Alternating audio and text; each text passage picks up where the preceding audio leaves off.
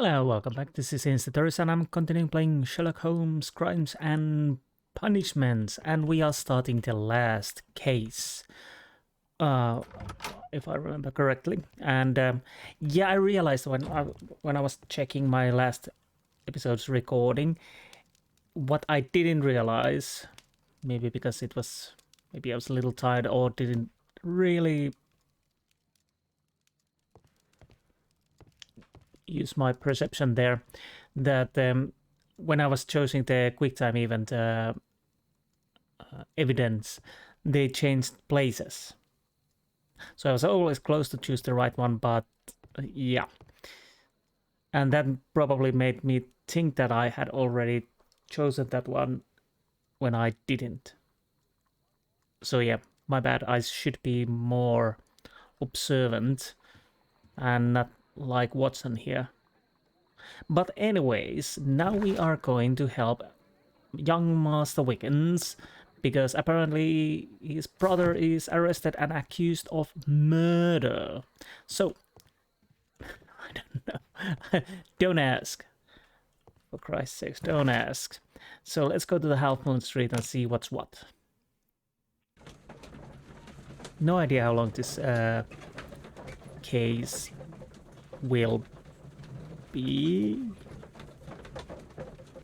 I'm guessing this is more than meets the eye and almost has to be. Oh, finally on the streets. That's actually nice. I do have to say it's very nice looking. Wait a minute. Half Moon Street, Great Alley Street. I'm guessing. Good sir. Apparently we are not allowed to go there, so there's only one way to go, and it's right over here. It's a bit darker for me. Hopefully you can see something. This is quite dark anyways. So here are the bodies, I presume.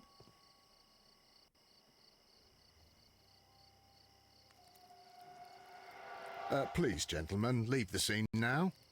Oh, Mr. Holmes, is that you? Good evening, Constable... Constable Marrow.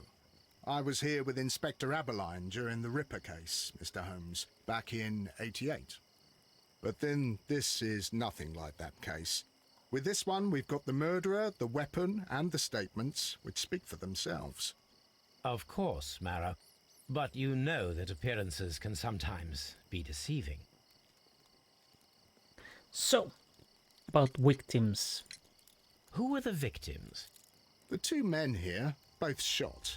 The stab fellow was Brian Vercotti, a well-known ruffian. The other, Kenneth Butler, a jeweller by trade. And witnesses? You spoke of statements. You have witnesses? Well, I was there, so I gave my own statement. And then there were two other witnesses who said they saw the killer Chapman. Mr. Turner, a gentleman who lives in that flat over there. And Polly Powell, a flower seller, who was over at the far side of the street. Interesting. So, Constable Marrow, I should be delighted to hear your testimony. I was standing at the north side of Half Moon Street. That was the side that you came from. But you would have been unable to observe this part of the street, where we are standing now. That is correct. But I saw the two victims slowly enter Half Moon Street, and then shortly after, the fireworks started. A few minutes after that, the fellow Chapman rushed towards me and ran into Half Moon Street. Please continue. I didn't pay attention, but suddenly I heard a woman's cries and police whistles on the other side of Half Moon Street. I rushed over there and I saw the two dead bodies on the ground. When I reached Whitechapel Street, I saw Leighton Chapman. He'd been caught by two police constables. Okay. Shots or fireworks. Okay, let's start with the shots. Did you hear the shots? I didn't hear any shots. The fireworks were all over the sky. They were so loud I couldn't hear anything else. Interesting. So there were fireworks also. Fireworks. What were the fireworks in honor of, Constable? Well, uh, today's Queen Victoria's birthday, Mr. Holmes. Ah, yes, I appear to have lost track of the days. It is May now, of course. And details in Half Moon. Constable Marrow, what else caught your attention while you were running through Half Moon Street? I saw nothing but rats, and I took the time to light every corner with my lamp. Okay. Did you happen to look up at Mr. Turner's window when you were on Half Moon Street at that time? Yes, I saw that the window was open, but no one was there. It was dark in the room. Constable, your statements have been of great value to me. So there might be a shooter there. If these guys are shot, I don't know. I don't... Well, shots. Anyways, let's start with Brian Vercotti.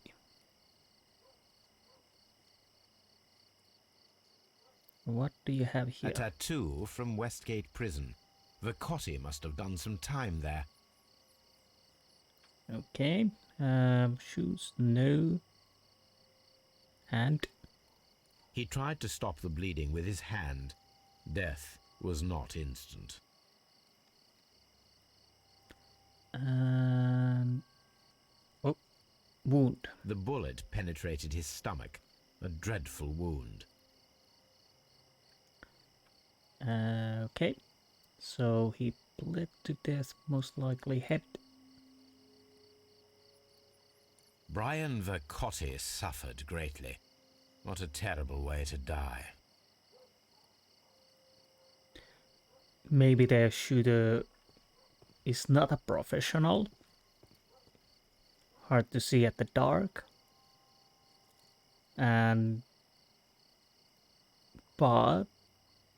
Or hasty, was not about to shoot, something went wrong. Or maybe purposefully shot on the stomach. Let's see what this guy... Kenneth Butler. Oh. Plates. Stuck object. Piece of wood. A piece of wood that has stuck between the cobblestones. Let us take a closer look.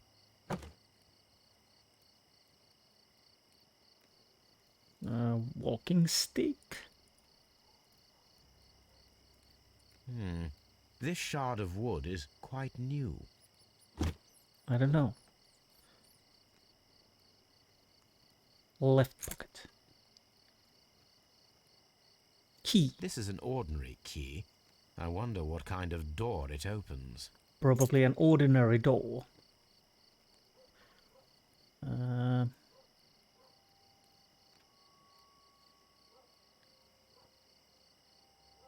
Well, The bullet struck his head.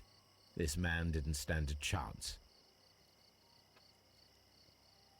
well, that's interesting. He was shot through the head and he was shot through the stomach. Only 2 shots.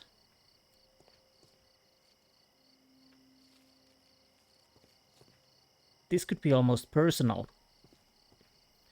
What else? Yes, we can talk to you.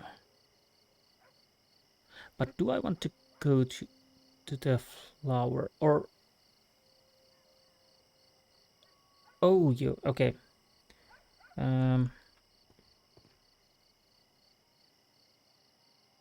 Well, let's start with you anyways. Ryan Turner. Good evening, Mr. Turner. I heard Constable Marrow reply to you as Mr. Holmes. Are you that detective gentleman? I've heard of you. And well, I know things about this evening. Excellent. Might we hear your story? Well, let's check. I noticed a medal on his chest, so he's probably an army veteran or navy, depending on the medallion. Crimean War veteran. Battle of Balaclava. or live. Oh.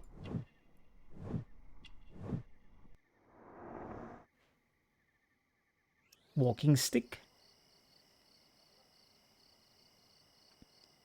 Our piece would almost match towards the walking stick, but testimony. Could you tell us everything that you may have seen or heard? I was already in bed when the fireworks started. A few moments after, I clearly heard 2 gunshots from outside.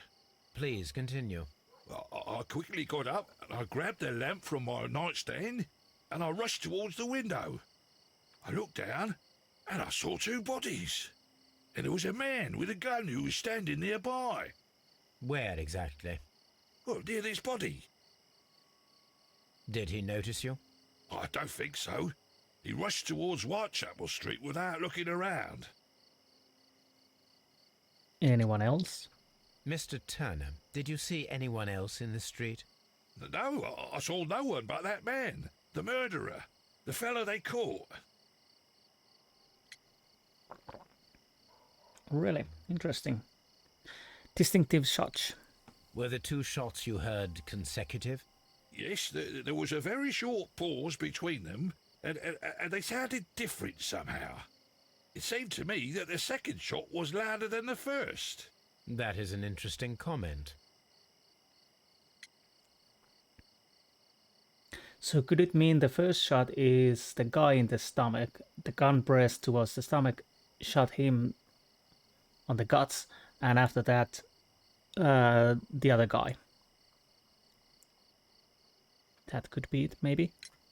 Mr. Turner, what were your actions after you stepped up to the window? I was afraid that the man with a gun might return, so I stayed close to the window till I saw the policeman coming in the Half Moon from Whitechapel. Then I walked out to tell them everything I saw. You have helped us a great deal, Mr. Turner. I don't check the deduction board just yet. Apparently... Oh, I'll do anything to save my brother, Mr. Holmes.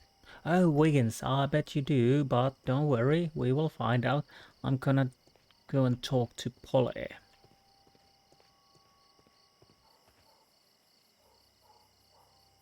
Definitely nice atmosphere. Okay, Polly. Mrs. Powell? What do you want? My name is Sherlock Holmes. I'm assisting the police with their investigation of the crime that took place this evening. Well, I've already gave my testimony, but very well. You're... Oh, interesting. We can't make any deduction about her, so your testimony. Could you tell us everything that you may have seen or heard? Yes. I was selling my flowers as usual, and then the fireworks began, in honour of Queen Victoria. I enjoyed those. But then, all of a sudden, a young lad ran out of Half Moon Street and stopped just by me. He had a gun in his hand. He was like a ghost, and all covered in blood. It was dark, but I could see him, because of the flashes from the fireworks. And then? I screamed as loud as I could. I knew that a policeman should be on duty in the vicinity. He had no time to escape. 2 constables got him.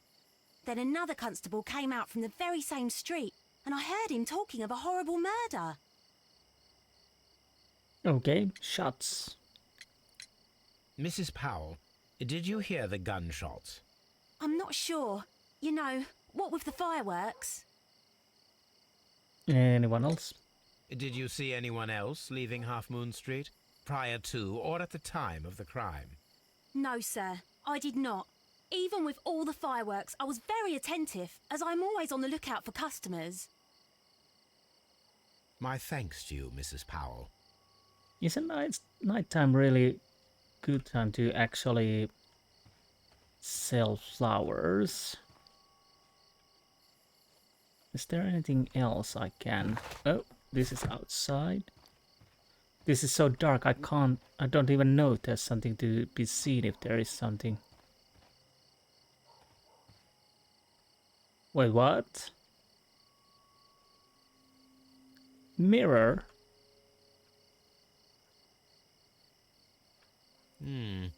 This mirror is turned towards Half Moon Street. Well, this is an odd coincidence. Again, apparently I can't speak. Coincidence. Why there is mirror towards the alley? Are you hiding something, Missy? Or something else? Anything? Nope, I'm stuck. I'm guessing we can't go quite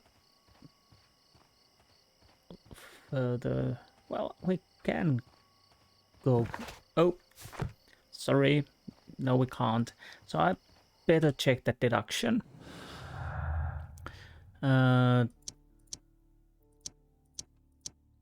Okay. Common statement, Turner's view, dark window, different shots. Conflicting statements. Mr. Turner state, oh right, yeah, window of his flat until the police arrived. However, this is conflict with the Marrow's statement as the constable did not see anyone at the window. Oh yeah, that is true. I totally forgot that. So we need to go and talk to Turner about that, apparently.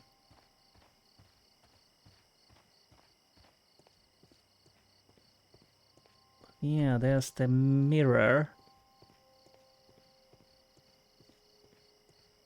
Let's check the bodies. Oh.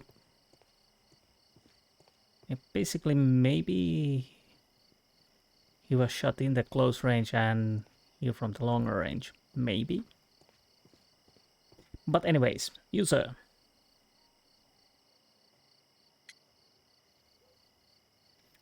So, we have a little contradiction. Mr. Turner, you have stated that you remained close by your window after the crime. Is that correct?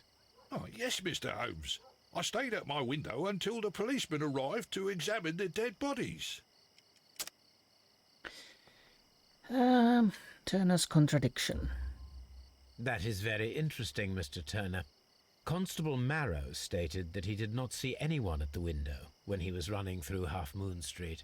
Well, I think Constable Marrow and me, we might have been distracted by the whistles and shouts coming from Whitechapel. We could have missed each other somehow. You understand what I mean? It was a bit of a stressful moment, to tell you the truth, sir. Allow me to form my own theories, Mr. Turner. Would you mind showing me the view that you had from your window? Not at all, Mr. Holmes. Please, follow me. Yeah, he's walking with a limp. Mr. Turner appears to live very modestly. I would say that's kind of understatement. This is not modest. This is pure poor. This fire is dying out. It was last tended to over an hour ago. Interesting. Fire. Walk with me. Ashes. Burnt paper.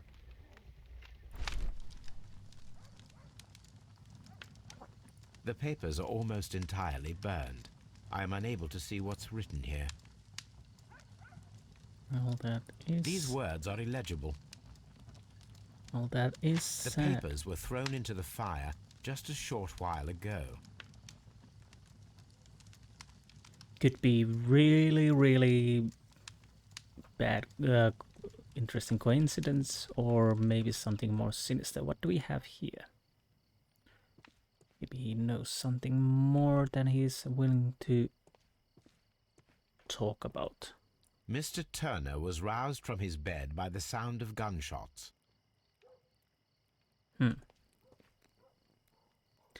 So the shooter had to be, if we are taking his testimony as he is saying, he hears the gunshots over there, then walks over there and sees the murderer who is standing or being there for what? Anyways, what do we have here? The books on this shelf are in a mess.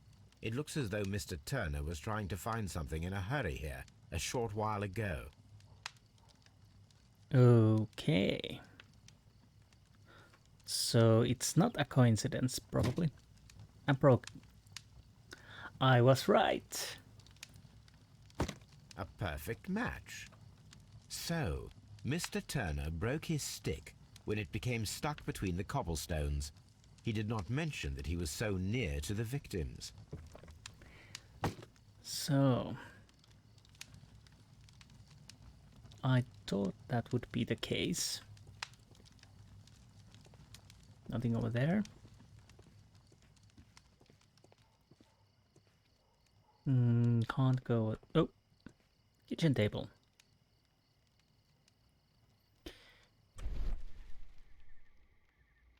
Sweepings. Shredded paper. There are pieces of shredded paper scattered over the table. Right. Anything? Oh, knife. This kitchen knife is quite sharp. This kitchen knife was used to cut the paper. Even more interesting. Curious. You have something to hide, obviously. You've been sitting quite a lot over the window.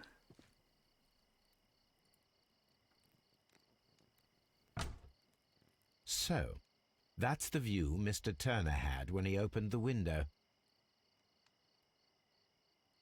The dead body of Kenneth Butler. And Brian Vercotti's contorted corpse. Mr. Turner had a perfect view of the crime scene. He saw the bodies clearly, and Leighton Chapman standing over them. oh, do we need to... Oh, gather... Determine correct.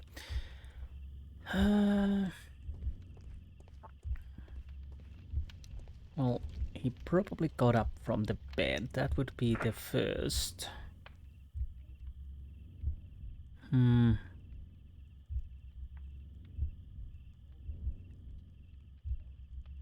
Broken stick has to be later, so...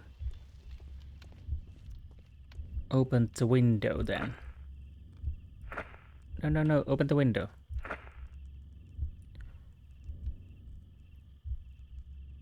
Well, if this is happening after the broken stick, he takes papers, cuts them, throws them on the fire. So he goes...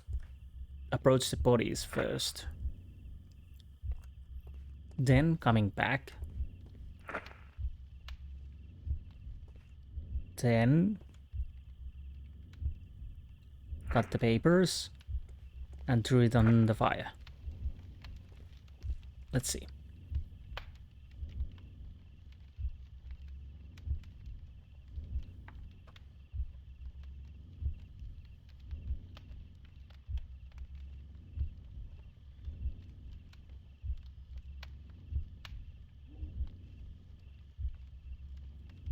Okay. I think I fast forward. We probably...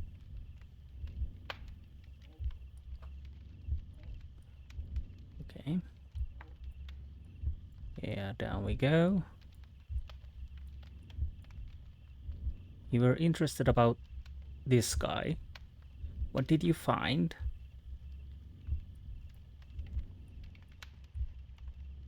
Maybe basically innocent. Maybe you were taking a chance and checking if you find something. Then you... But what's the paper you... Did you cut pages from the book to hit something inside the book and burn those pages? So Mr. Turner used a book to hide an object that he found on Kenneth Butler's body. The question is, what did he find? Oh. Books. Fat prints. I can see prints from greasy fingers upon the cover of this book. Let us take a closer look. Moby Dick.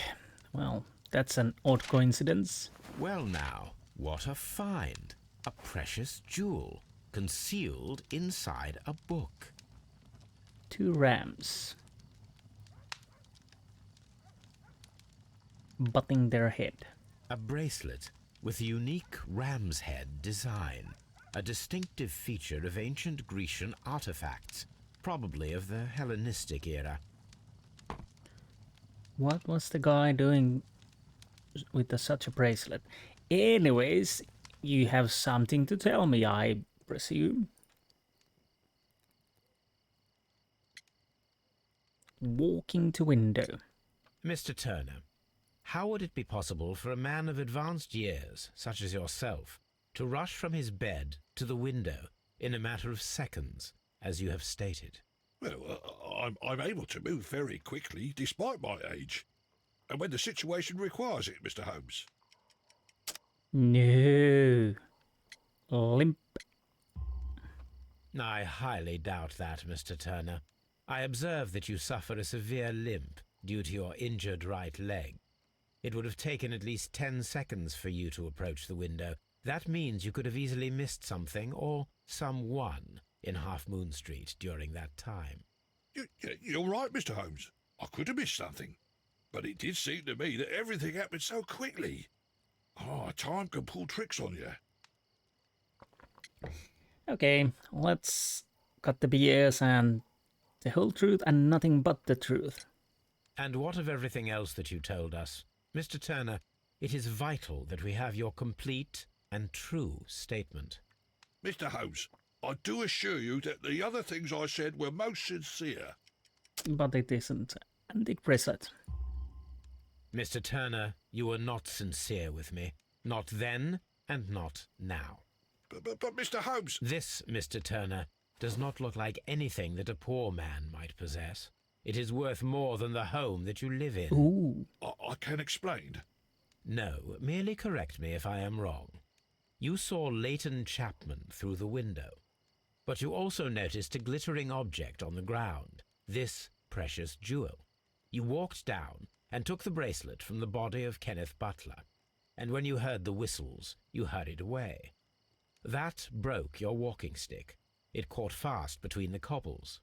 Constable Marrow was unable to see you in the window as you were climbing up the stairs on your way back to your flat. Upon returning home, you hid the precious jewel inside a book. Mr. Holmes, please don't send me to prison. I didn't do anything bad. I'm just a poor man. When I chanced upon the bracelet, I saw it as an opportunity to make a little money. I was desperate. I only took the bracelet, that's all, I swear. You made a mistake by lying to me. But you are not a criminal. I believe that. Although I must return this bracelet to its rightful owner. Yeah, I'm guessing there's nothing more towards him, except obviously he saw a chance and took it.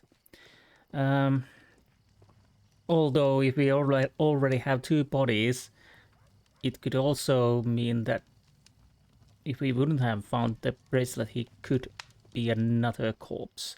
But I'm more interested about that mirror over there. It's too perfect to be just a coincidence. There you are. Mr. Holmes, did you see my brother at Scotland Yard? Oh, I need to go there Is he then. all right? Can I talk to you? It would be my pleasure to assist you with your investigation, Mr. Holmes. Oh, pull your tongue out of me ass. Watson, I'm always wondering what's on your mind, Holmes. don't we all? So, we go to the Scotland Yard. Because why not? I don't have any ideas at the moment. Either the flower seller is indeed part of this in some way. Mr. Holmes, whatever brings you here so late at night? I'm interested in the case of young Leighton Chapman. He was arrested earlier this evening and accused of a double murder. I beg your pardon? That case is quite clear to the police. Or are there any new facts that we don't know about? Who knows, Inspector? Look, you are free to investigate, of course, Mr. Holmes. Chapman was arrested with a revolver in his possession, which you can find in the evidence room. The suspect himself is in custody. Did you find anything else on his person? A few personal belongings. Nothing particular, Mr. Holmes. Thank you, Lestrade. Honestly, by now, Lestrade should know that if Sherlock Holmes appears in some cases which he hasn't been notified, then obviously there has to be something more than what meets the eye at the moment. So yes, it's too clean that the boy was found with a gun, running basically to the cops. Almost, you could say he was standing there in the alleyway with a smoking gun, yelling, "I'm glad I killed the bastards." But that is too clean when we are talking about the Sherlock Holmes games. And this is so funny.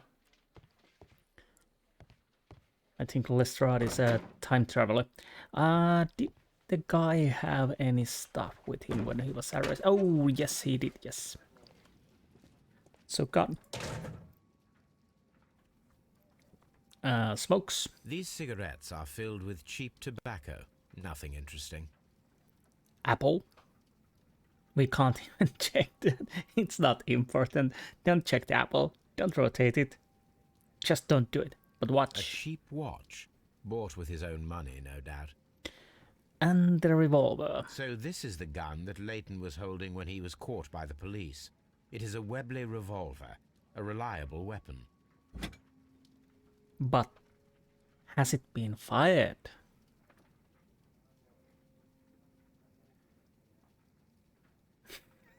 Yeah, if you're using gun, don't do this. It seems as though the shells were not removed from the cylinder. Yeah, can we open it? Can I open this? It seems... Oh, there's the catch. 2 shots fired. 2 out of the 6 shells have been fired. There were 2 shots.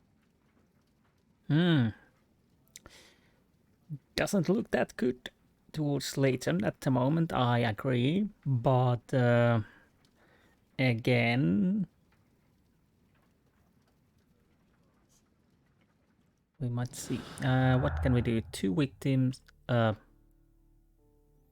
victims. Latest revolver. Before we check that, can I... Oh. And...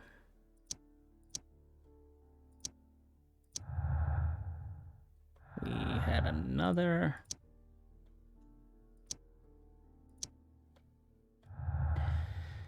Let's start with this. Compelling evidence, the witness testimonies and the crime weapon clearly point to one possible culprit, Leighton Chapman. It does. Double murder. Kenneth Butler and Brian Vercotti were the victims of a double murder carried out by one person. Maybe. Simultaneous shots. Turner could hear the contrast between 2 fired shots, as in fact 3 shots were made. At first a single shot was fired and then 2 guns fired simultaneously directly afterwards.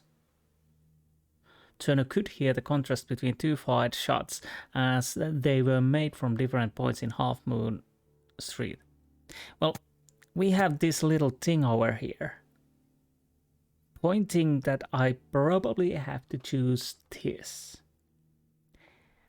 To be honest, it would be nice if there would be another way to try to deduce that I have to choose this. But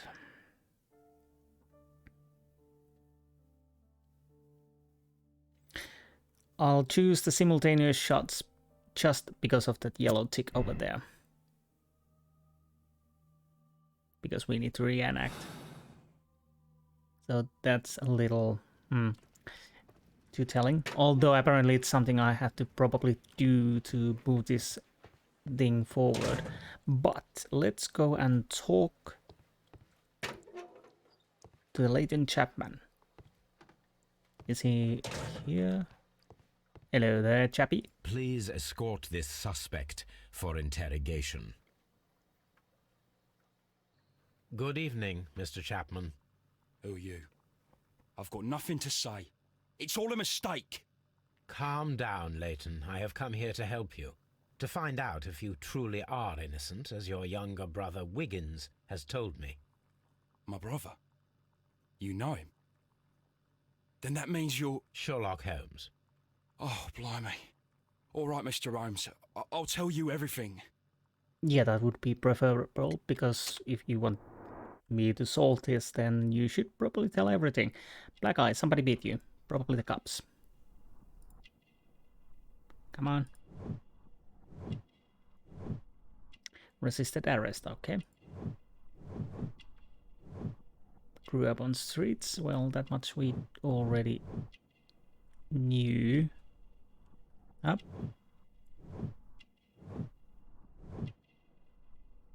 Interesting. And tattoo.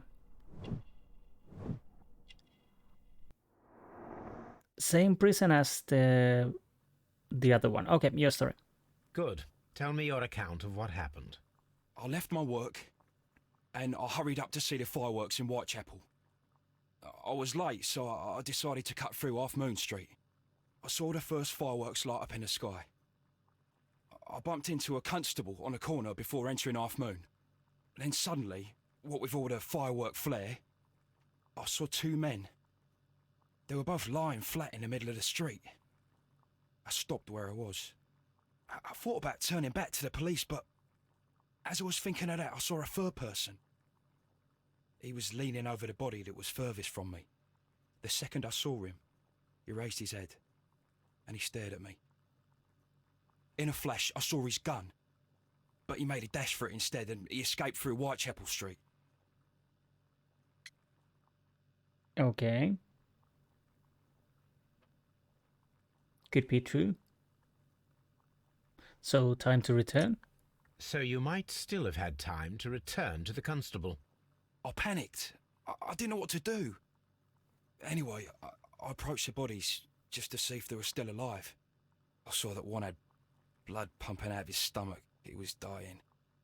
It was horrible. The second one was already dead. He had a hole in his head. He was holding a gun in his hand, though. I took it, and then I followed the third man. Okay, so it's not your gun, you picked it up. Again, maybe.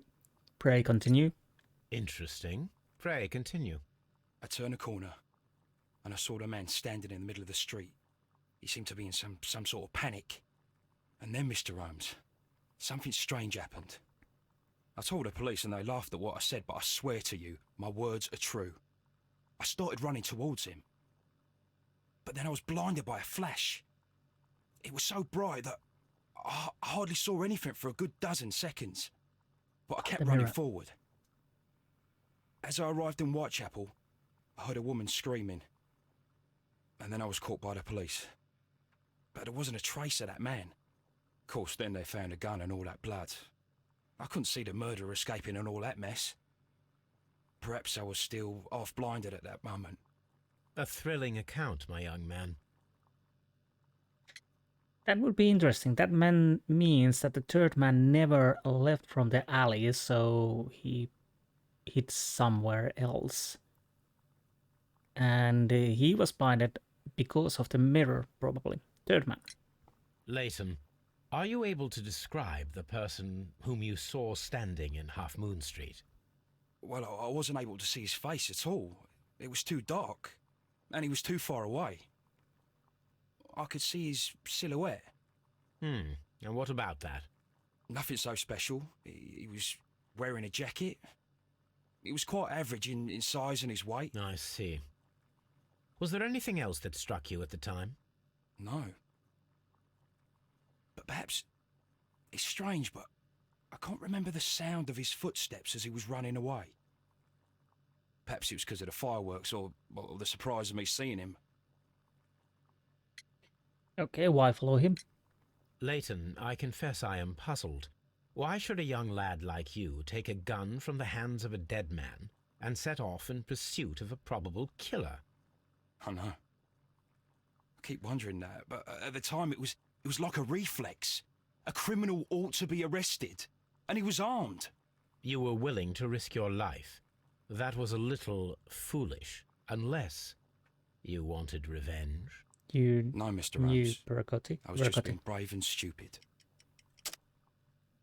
Westgate prisoners, because you had the same tattoo as the Vercotti, I think. I'm sure that you were, but I believe that you may have recognized one of the victims, Brian Vercotti. You knew that gentleman well, did you not? However could you know that? You have a typical tattoo of the Westgate Brotherhood upon your hand. I observed exactly the same mark upon Mr. Vercotti. You came to know him from your sharing a past prison sentence. Am I correct, Mr. Chapman? God. You're right, Mr. Holmes. So you probably should have told me that already, but okay. Would you tell me a little about Brian Vercotti? We were convicted for a robbery. Once in prison, both of us joined one of these fraternities. During that year, we tried to help each other out, you know? You were quite young then, I believe. Yes, Mr. Holmes, we were. We'd only stolen a pound of meat. After we were released, and when I saw what my little brother had become, I decided to work towards living an honest life. And Vercotti? He had a hard time. His sister had died in a Whitechapel dispensary while he was in prison. He had no family anymore. Our paths split. He fell back into crime. So you lost him? Yes. And for around 2 years, I heard no news of him at all. We shall see you soon, young man. His story is so out of there that it's actually probably the truth. Old acquaintance, 2 victims, latest statement, lootless. Yeah, I'm gonna check everything before we continue. Okay, so simultaneous shots. Yeah, I keep this still because I'll go and check that.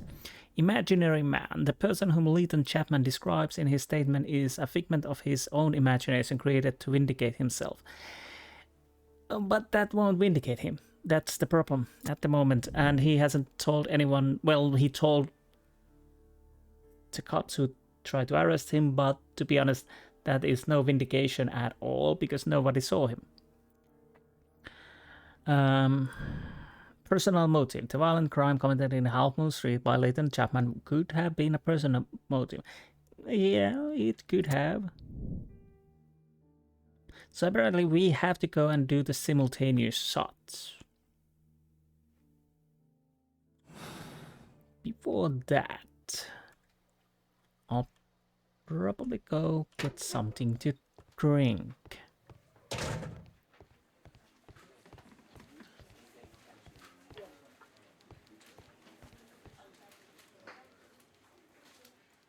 Problems? Hopefully not. But yeah, I'll go get something to drink and I'll be right back. And back. While I was thinking, I could see if we could actually end this right now. Let's put the firing position, double murder, imaginary man.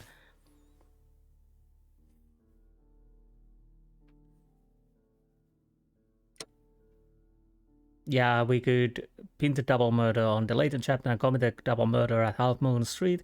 An old and mutual enmity between Leighton Chapman and Brian Vercotti was motive for this crime. Yeah, we could end this right here. But we have this problem. We already know that we have to make this simultaneous shots thingy. So yeah. By the way, we could actually go and check the... And we still haven't met one person. Ryan Turner is around 60 years of age. He is a veteran of Crimean War, a fact of which he is very proud. His leg was most likely injured during this war, and he has been limping since then. Mr. Turner lives a poor life. Leighton Chapman is in his 20s and is Wiggins' older brother. Growing up on the streets and being a hot-headed lad, he committed a crime for which he served time in Westgate Prison. He is currently detached from his past street life and is probably working somewhere as an office clerk. And one unknown. Yeah, if you get the idea that Leighton Chapman is the killer, you just have to check the character. Why do I say character? Character portraits, and you see you're missing one person, so it cannot be as straightforward. Maybe he has been maybe he is a killer, but still we need something more. Oh, search archives. An antique golden bracelet that was found in Mr. Turner's flat. It is decorated with distinctive ram heads. Should I go actually check that first before I go to the Half Moon Street? Okay, let's do that first. I think it should be quite simple enough.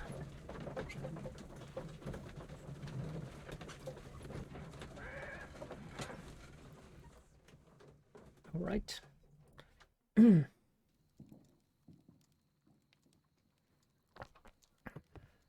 can't remember. Did we talk to Toby? If we didn't, we talk now. Hello, Toby. All you need now is a shawl and a mop cap, and you could be Mrs. Hudson's younger sister. Yeah, we talked to him already. Is it in encyclopedias or research? I can't. He said something about Hellenistic Greek era. Is it the antique art of British House of Parliament early Raleigh, whatever. Economic science, technology, history, Greek history. That is not the one I need.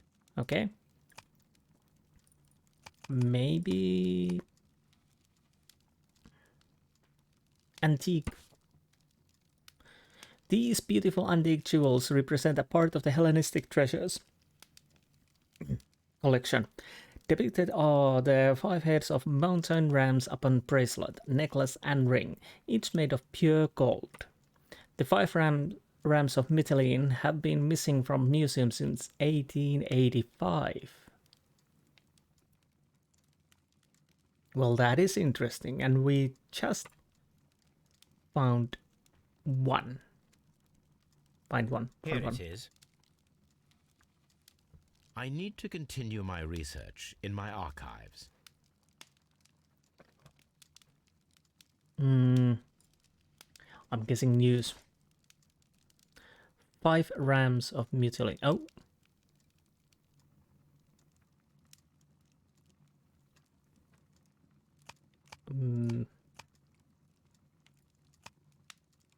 That is not the one I need. Okay. We don't need that. Do we have anything inside research? Chemistry?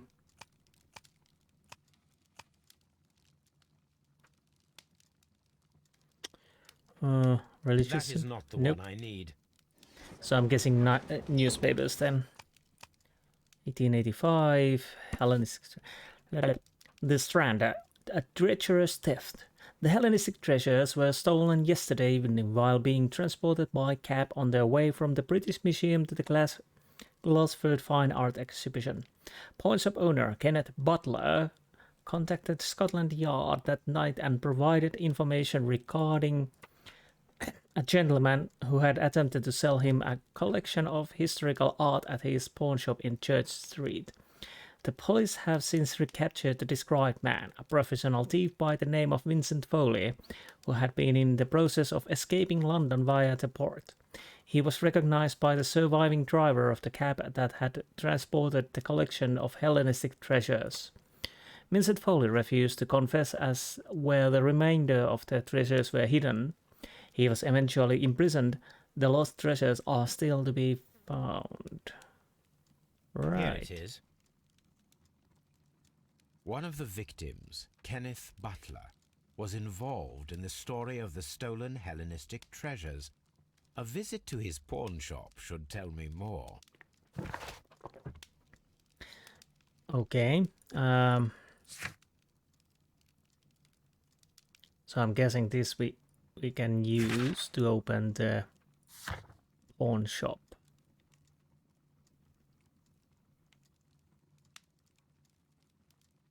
But as I was saying, let's do the reenactment first.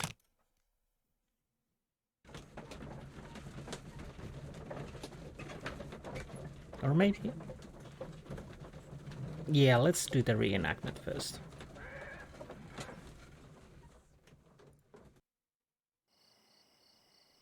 Hopefully I don't need anything from the pawn shop for this. Again, I can't see anything. Fortunately, it's a straight way. What's up with you, lad? What are you waiting for? I'm waiting for my brother to be released. Your brother? The one that you caught, beat up and imprisoned. Ah, the murderer. He ain't killed no one, copper. Watch your mouth, lad, else you'll be joining that worthless brother of yours.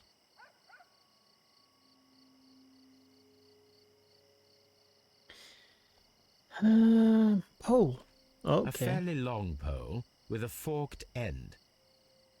Object of interest, so we will need that later. One victim's possibly fired his gun twice. Find out who it might be. Okay.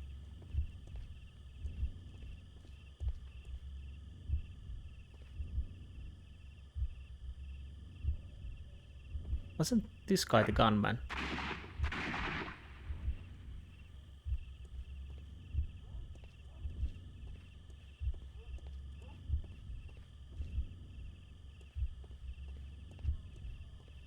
Okay, what is that over there then?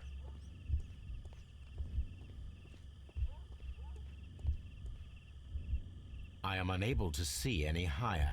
I need to find something to lift my lamp. Okay, let's grab the pole. Can we take the lamp? This should be useful. Do I need a lamp?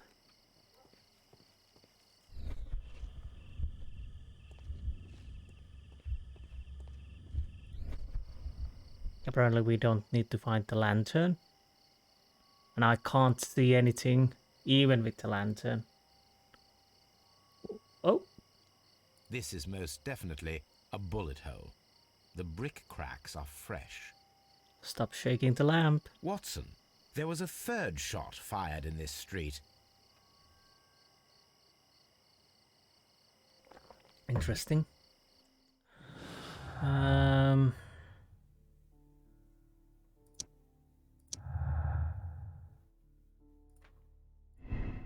Crossfire. Kenneth Butler and Brian Burgundy both died of crossfire, with each of them holding a gun. One of guns is now missing.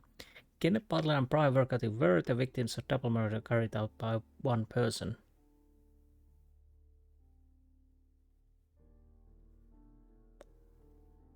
Crossfire? Maybe? Maybe?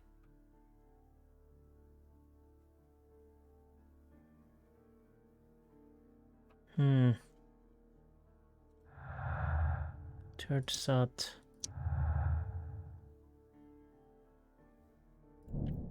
Disappearing man. Leighton Chapman's statement regarding the jacketed man who disappeared at Half Moon Street now seems reasonable, as the 3 shots at the crime scene proves the presence of the second gun that is now missing.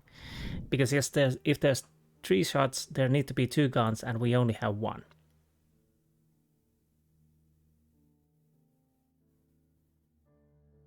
What else? Do we have anything else? Long lost. No. So basically what I need to do now... Again, I can't see anything. We have the key. Investigate the ancient bracelet. Talk to Constable Marrow to find out if it would have been possible to miss someone hiding in the shadows.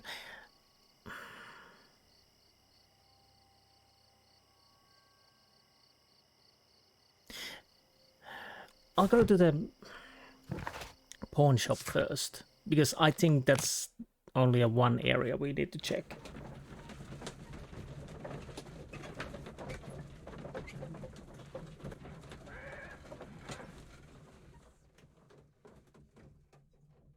All right.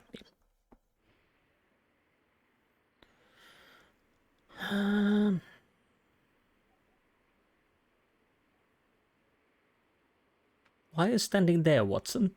You can come in. So where is the pawn shop? You're not helping. Ballard's Pint. Quite welcoming atmosphere, if I may say. Ah, Butler's pawn shop. Before we go in, I'll check the rest of the area. Again, can't go there. Weird noises. Enter. Use key. Mr. Butler's key matches the lock perfectly.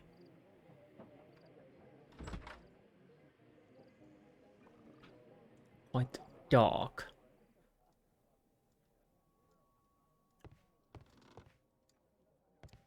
We can open the counter door before we go there. Shelves.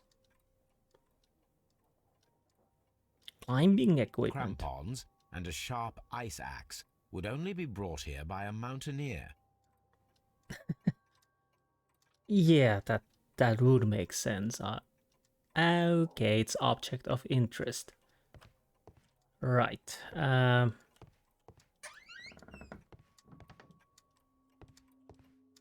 I need to climb in here somewhere shelves? Ah, flare pistol. Flare pistol. Perhaps it was pawned by a destitute sailor. Perhaps. Is it again object of interest?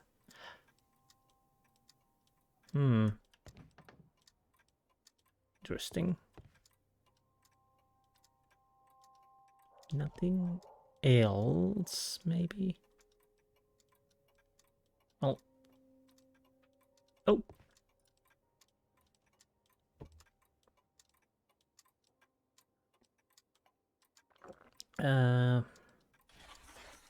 Right drawer, left drawer. Okay, we have It looks as though Mr. Butler kept a careful record of his operations. I would assume so, at least. It looks as though... So, no, nothing. Necklace. One of the missing treasures, ram's head. The ram's heads. This necklace belongs to the 5 Rams of Mittelin collection. Interesting. That means that Kenneth Butler owned a part of this collection all this time, 10 years after the theft. And a letter. Hello, Kenneth. I remember you once told me about 3 pieces of golden jewelry with heads from ancient Greece. You still got them, right? 3 pieces. Well, good news for you. Good news for you. I found a man loaded with money who's crazy about those jewels. He's ready to fork out a small fortune. I can arrange meeting with this money bag for you, but I want you to cut me in the deal. I'll be waiting for you at the crossing of Great Alley and Half Moon Street on Sunday evening before the fireworks. So, if I remember correctly, were there 5?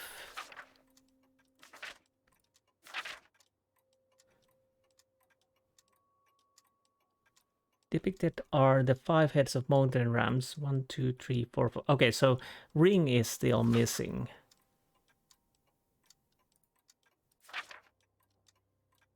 Bracelet, necklace, and ring. Interesting.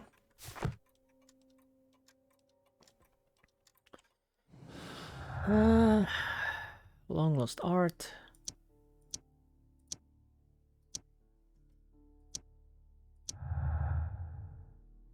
Anything else? Nope.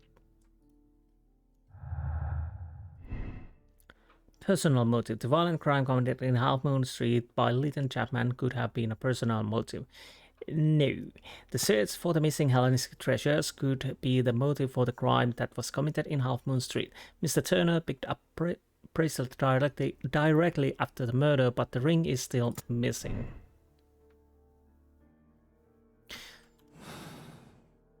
So I guess we need to go back to the area and check the disappearing man act. And we have here flare and climbing stuff, which we probably need at one point or another.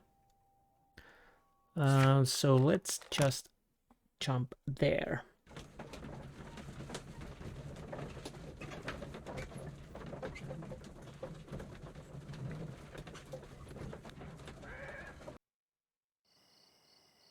Okay, so what were we doing here? Talk to... Oh, okay, we're gonna talk to the Constable Marrow. Let's do that. Why are you looking at me all the time like that? I'm just watching you, lad. I never know what to expect from people like you. People like me? Yes, street beggars and thieves. I ain't a thief. Oh, no? Then where did you get whatever it is that you're gnawing on? I very much doubt that you bought it. What ain't seen can't hardly be stolen. Okay, Marrow, we need you to do some proper work. Constable Marrow, I would value your assistance in this investigation. It would be my pleasure, Mr. Holmes. I would like to make sure that there are no places in Half Moon Street where a man could hide while you were running through it with your lamp. All right, Mr. Holmes, what should I do? Take your lamp and start walking, just as you did before, and try to find me. Understood.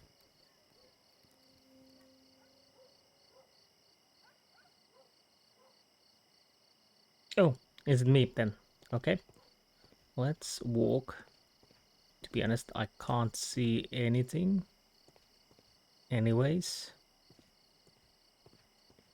This is from the part where in the Jack the Ripper,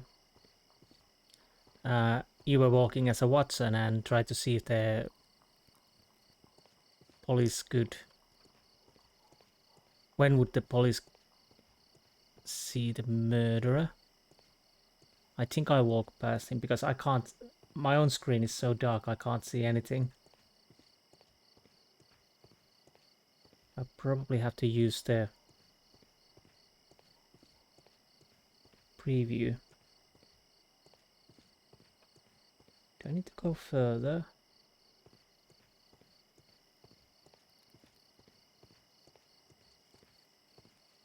I guess I need to go further then.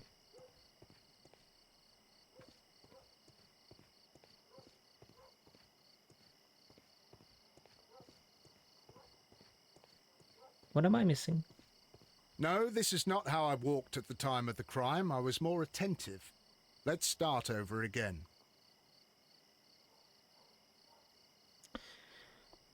So I missed him completely.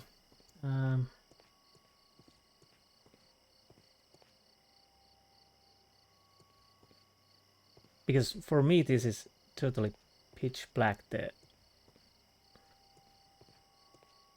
screen, so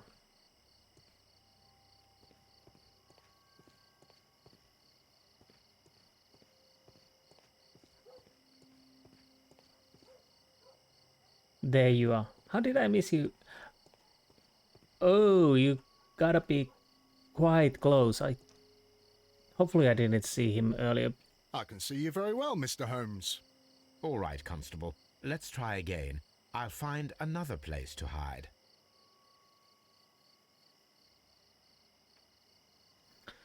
Okay. Oh, well, that was easier. Here you are, Mr. Holmes. All right, Constable. Let's try again. I'll find another place to hide.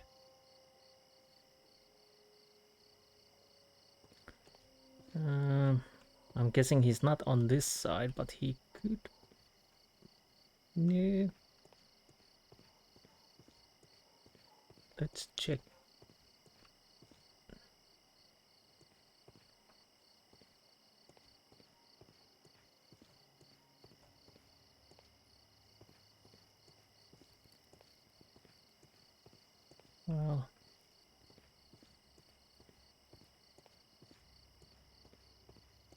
Well, where did the Holmes just go?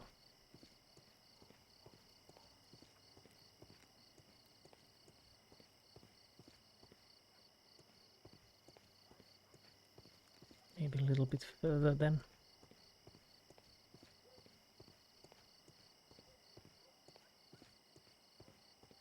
Oh, there you are. Mr. Holmes, it wasn't difficult to find you at all. It is obvious now. No one could escape Constable Marrow's lamp while hiding in the street. So he wasn't on the streets then?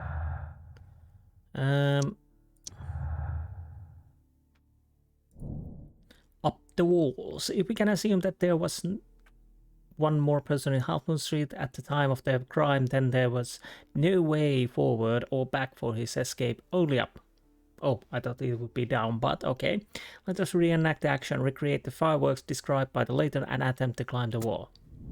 Oh, we need to get those fireworks and flare gun. Okay, let's go and grab those.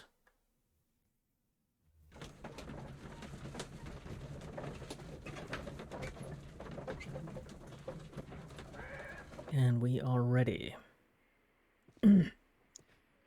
Something tried my throat. Probably because I've been recording quite a lot. And it's been hot. Those together probably annoyed my throat a little bit. But because This is exactly what we need in order to imitate the flash of the fireworks. But that still is not a problem, fortunately. These tools are exactly what I need to climb the wall. Now the question is how that the perpetrator had those. Oh, I can jump straight to the area.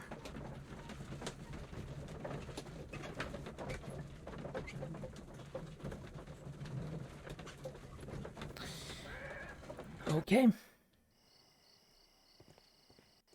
So what do we do now?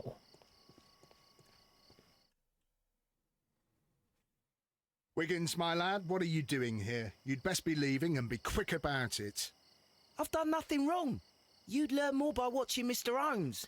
He knows exactly what he's doing. Not like you. Oi, watch your tongue.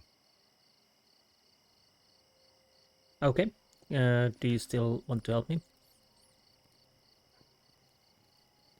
Constable Marrow, Watson, I would like to perform another kind of reenactment with your help. I'm listening, Mr. Holmes. I want to check if Leighton's testimony can be trusted. If someone could vanish into thin air at a specific moment. But Holmes, I don't see how. I am going to be the mysterious gentleman whom Leighton followed. I will stand exactly where he saw him before he was blinded by the flash. Watson, you will be Leighton. When I fire the signal flare, you should start to chase me. I understand, Holmes. You, Constable Marrow, just play your part and do exactly as you did. Just, please, wait 5 seconds after the signal flare. I doubt that Polly Powell would have screamed any earlier. As you say, Mr. Holmes. Let us begin then. Catch me if you can. Yeah, I probably failed on the first time, so he will catch me. So what are we doing now?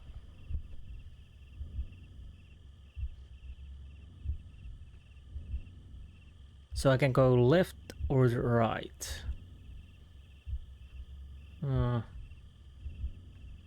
Okay, I start with the right first. Why do I? This wall is cast in shadow. It would be difficult to see anyone scaling it. Okay, I guess I choose right one maybe? I don't know.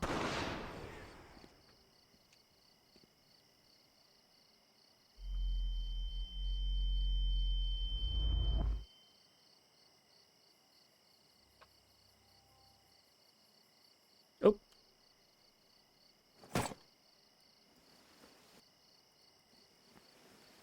Okay. Another quick time event. This would be much easier with I the can pad. barely see anything. It didn't take the D button.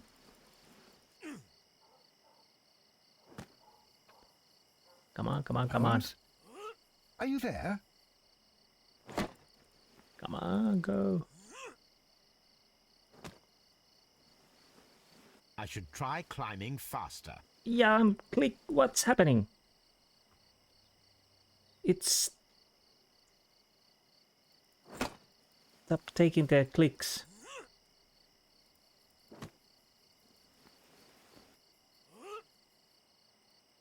I don't know what happened I there. can barely see anything. It didn't register the mouse clicks anymore. Now it's taking the D Holmes? button better. Are you there? I don't know, maybe there's a little bug there. Where is he? My God, a man can't just disappear like that. Of course he can, because he is Holmes. The disappearing man. Holmes? Holmes? Where are you? I cannot see you, Mr. Holmes. Dr. Watson, it seems that Mr. Holmes has disappeared. Don't worry, gentlemen, I am up here, above your heads. How on earth did you get up there, Holmes? I am using crampons and a climbing axe, although the person we are looking for did not leave any traces of such tools. Constable, is there any way to get to the top of this building?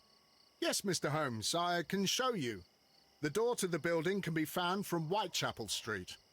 Gentlemen, I am on my way down. Oh. Okay, so let's go and inspect the attic. I don't know what happened there. It started not responding my left clicking. I can't. Oh, I was waiting for the loading time, but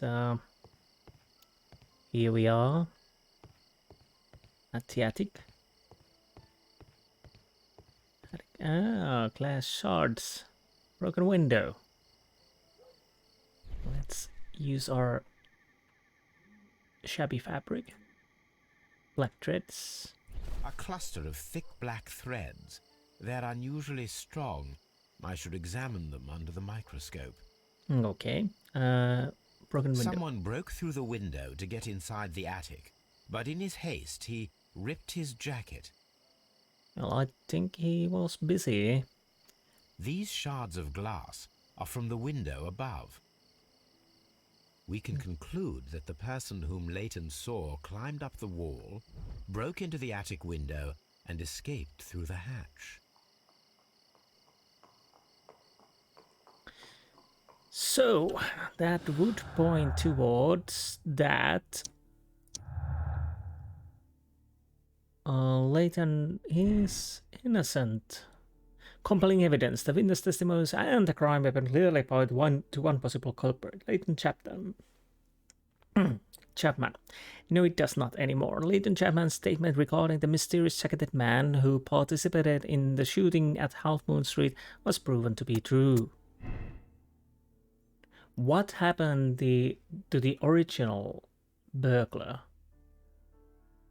who stole the jewels? Oh.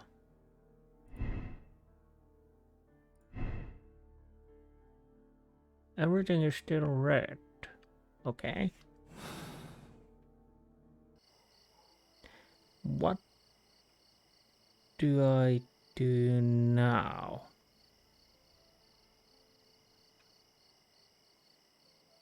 Let's check the deduction board once more.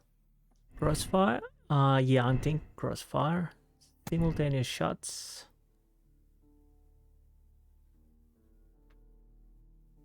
Maybe this. I don't know.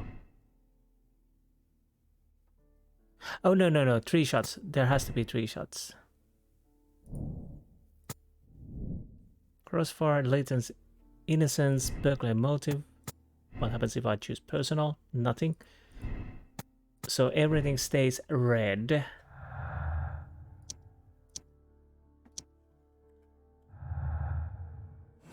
Am I missing something? Okay, we can perform analysis at least for this. Solve the crime at Half Moon Street. Yes, I'm solving the crime. Is there anything else to be found? I don't see anything. Okay.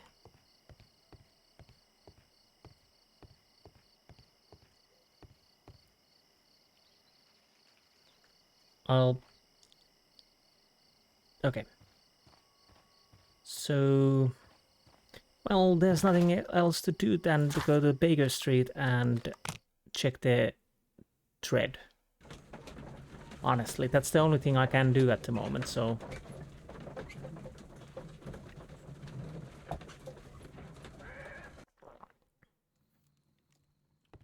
So let's just do that. Let us take a closer look. Let us.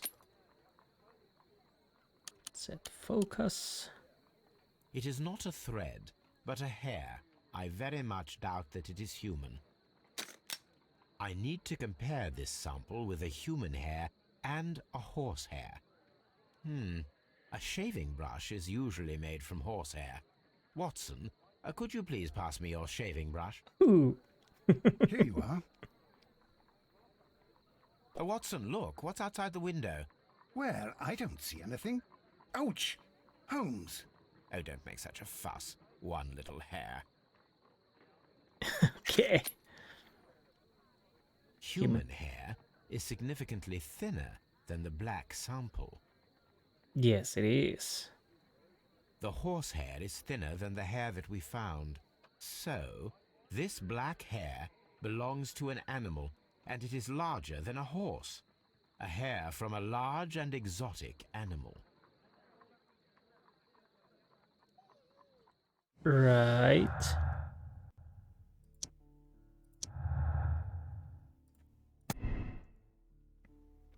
Imaginary matter person. Well, we already had this. Circus acrobat. The man who vanished from the crime scene at Half Moon Street could be a circus acrobat. He managed to scale 30-foot high wall in a matter of seconds. A hair from large exotic animals was found on his discarded jacket. Send in the clowns. Okay. Vanishing act. The person who was seen only by Leighton Chapman escaped the crime scene by climbing the wall. He was skillful acrobat. The criminal took gun from one of the dead bodies. Okay, we need to ask Wiggins. Wiggly. Where do I go? Oh. Wiggins is currently at Half Moon Street. Of course he is.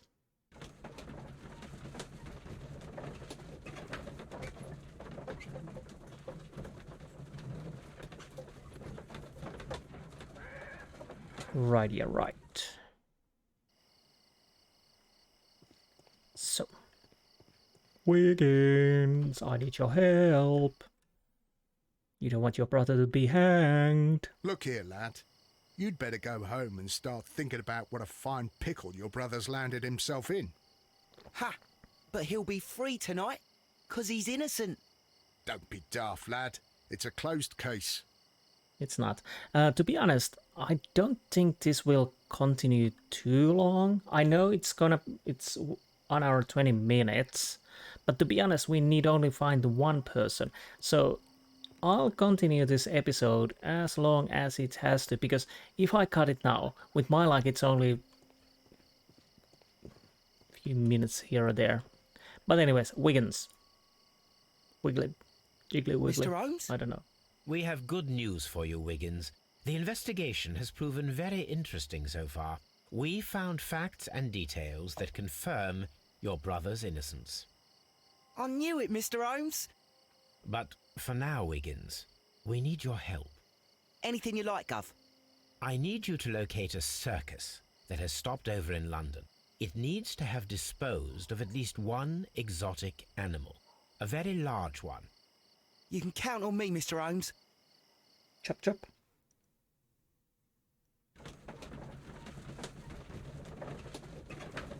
This has been quite straightforward so far. And the culprit almost has to be on the circus area. I do hope that those children don't get into trouble, Holmes. Don't worry, Watson. I predict some news in 7 seconds. Mr. Holmes, we found it. Here it is. Of course you did. I never doubt it. Picture of elephant.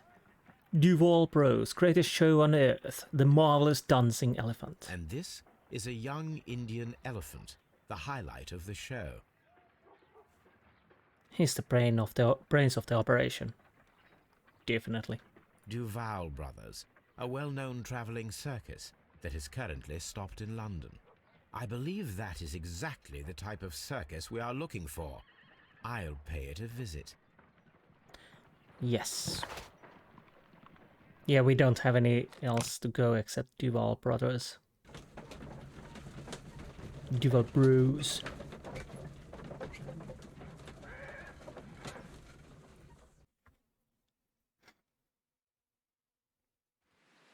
Aye, you! Stop right there. Good morning, sir. Pardon me, but why am I not allowed to walk around here? Because it's private. Well, I only wanted to meet the artistes. Hmm? You're wanting to apply for... Nah, you don't look like the type of, artistic lockpicker that we're looking for. You might be surprised. What? Nah, I don't think so. Clear off. You're a bit slow to catch... You're a bit slow to catch on, eh? Okay, I need to go get some disguise. Circus poster. Where's the Baker Street? Back to the Baker Street. Back to the Baker Street. Had I known this, well, to be honest, we probably should still... must have done this.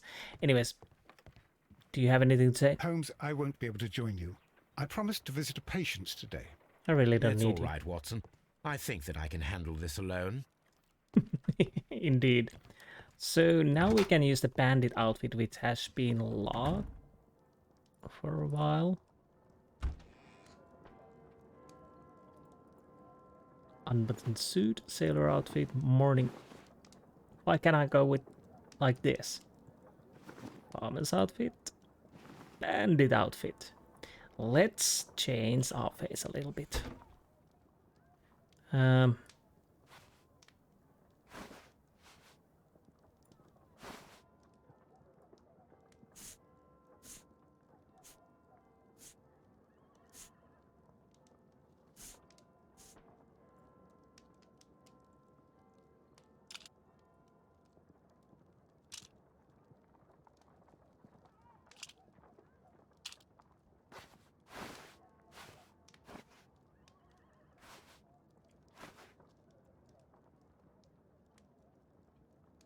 Let's see. Yeah, this is good. We go with this. Let's check that on the third person. Oh yes. Marvelous. Wrong button. So back to the circus then. Spectacles are unpopular among thugs. I don't want to arouse suspicion. Okay. Party pooper. So let's not make spectacle out of ourselves. So we go with this.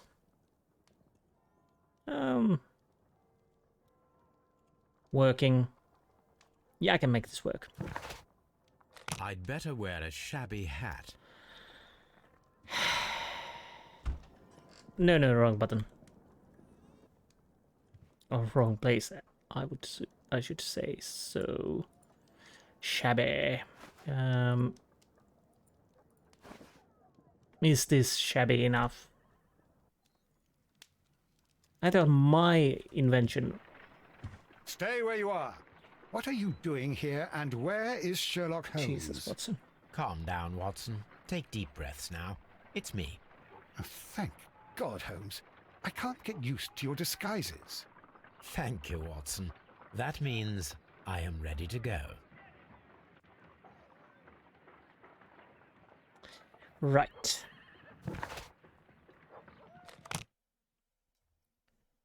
Let's see what we can find from here. Okay. Who are you? What's your name? My name is Nigel. I'm here to open the locks. Talented, eh? Let's see. Go inside the marquee and show yourself to Charles Foley. And I'd highly advise you not to trick him. Got that? I've got it. What do we have here? Giovanni Maletti, dual bros, the strongest man on earth. And the elephant, yes. Well, this is not a huge area to cover. I think those might be from the Testament of Sherlock Holmes. It could be that most of these are reused from the Testament of the Sherlock Holmes. Nothing wrong with that, because circus is circus. So in that regard, there's definitely nothing wrong.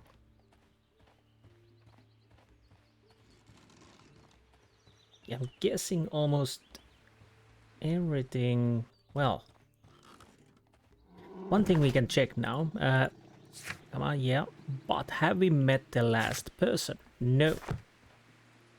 So I'm guessing it's the guy inside. What is that? Nothing. So, everything is here, just as you asked. And what about the money? Some of the barrels are wet. Transportation issues, it couldn't be helped. Whatever. We'll be here after midnight to pick up the supplies. I want to be paid first. No. You'll be paid after we make the transfer, as I said. Right? I hope that no one saw you. The police are on the lookout. Of course not. I'm a professional. Glad to hear it. Be ready for tonight, then. Okay. That. What's interesting? Oh, wait a minute.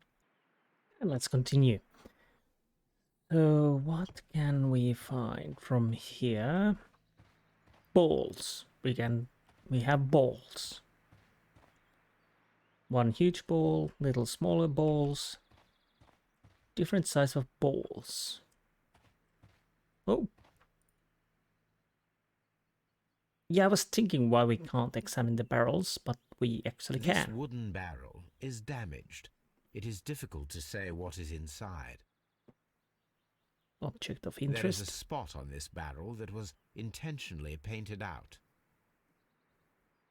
Oh, The crest of the Honourable Artillery Company.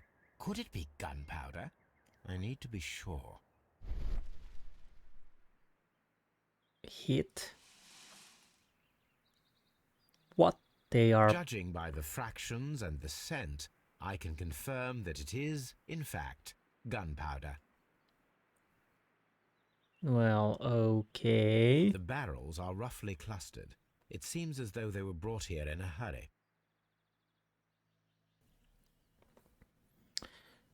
Interesting, interesting. So we have barrels of gunpowder stolen from the artillery.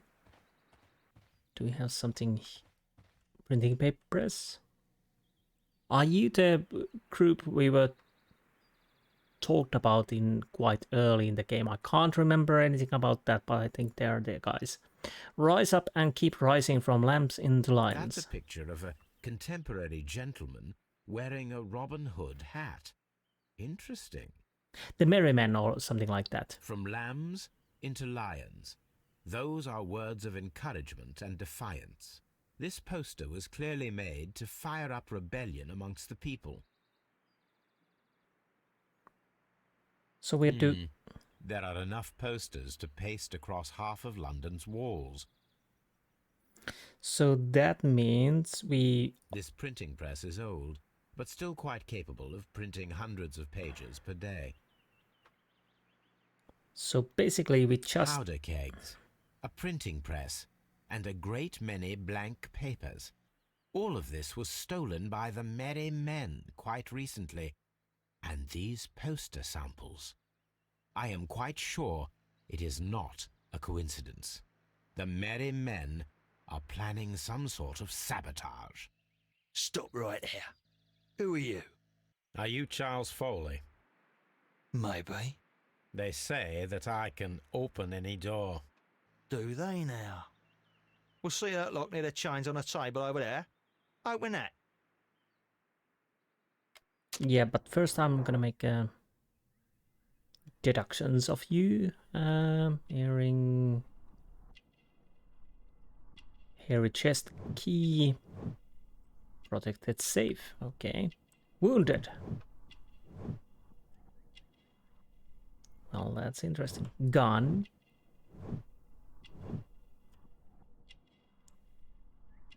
And a ring with ram head. The last part of the rams. Okay. What am I missing? Ah. So you were the guy in the alley.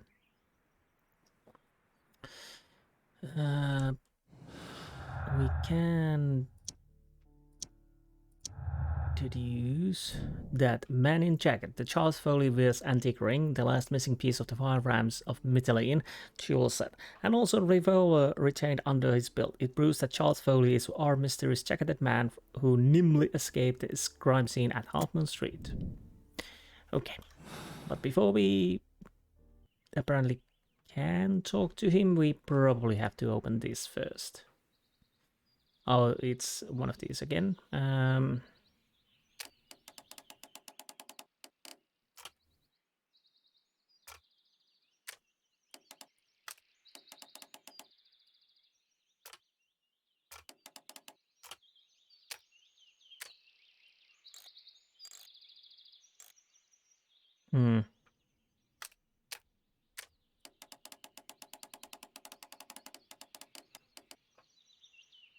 Maybe.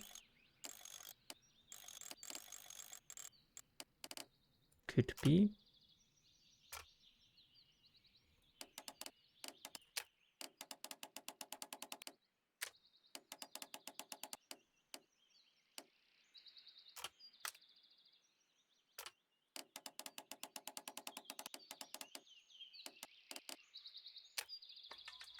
And that's a bingo. Okay, can I... Where did he go? Oh, there you are. Ah, well, they're right. What's your name? Nigel Shirley, from York. Ah, Nigel from York. Never heard anything about you. How'd you hear about me?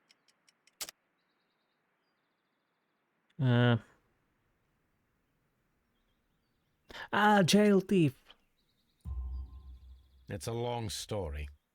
I met your brother, Vincent the Butcher Foley, in prison. He told me all about his betrayal and all about you. Before I was released, he told me that you might find a job for me one day and pay me some money for me craft. Well, he died. 7 days ago, in prison. I'm sorry to hear that. That's all right. The traitor has paid the blood price for it. And you'll do the job anyway, because I need a talented lockpicker. I know just where to search for his legacy. It's all about the Hellenistic treasures, isn't it? Osh, you fool. Now, listen up. You'll come with us tonight, and you better mind yourself. Us? Wait, who's coming then? Billy, Jack and me. And what will I get for that? We'll share the loot. The one you seem to know about. Right. Wait for us at the abandoned manor house on the corner of Ladbroke Grove and Kensington Park Road at midnight. Deal. So, we met the last person. Charles Foley is a member and the leader of the Duval Brothers Circus. He is a skillful acrobat whose active practices his craft. Foley is a superstitious man. He is armed and dangerous. He has a penchant for wearing jewelry. Rebellious boaster. Yeah, there's one thing.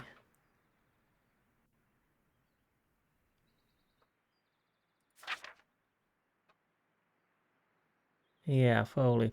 Yeah. So it was also personal. Find and examine the secret locked at Notting Hill Manor. Then we are going there then. Apparently.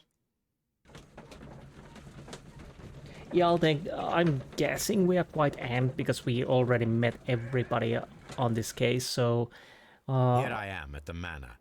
Somewhere inside it are the Hellenistic treasures. So that means that there's no point in cut in here because I guess that the end is not that long. This lock is quite old. It shouldn't be much of a challenge. Not again. And yeah, there will be end blabbing of me, obviously, but that's... If you're not interested, you don't fortunately watch it. I'll try to keep it short and sweet. What we need to do... Oh, we have few movables. I would like to have some sense. Okay. Now let's find this. Oh, this should work.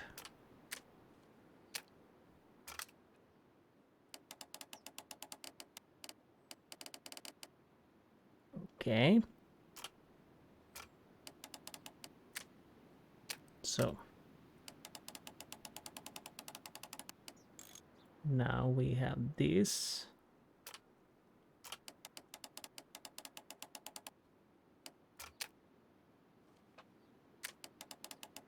No. It's... Wait. This definitely doesn't work like this.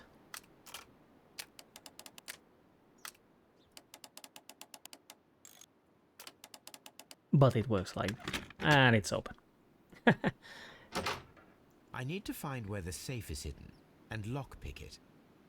Oh no. Even more lockpicking.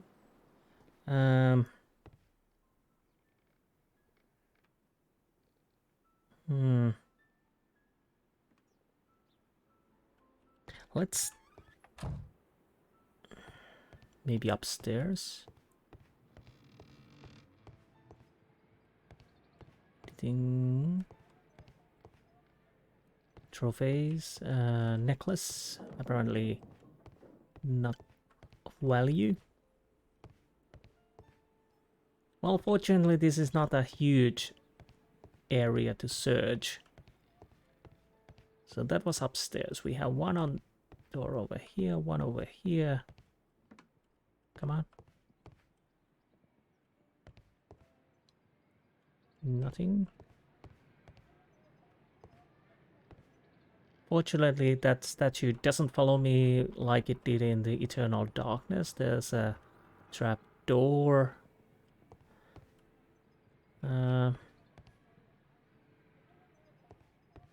Nothing again. So it basically has to be in here. Okay.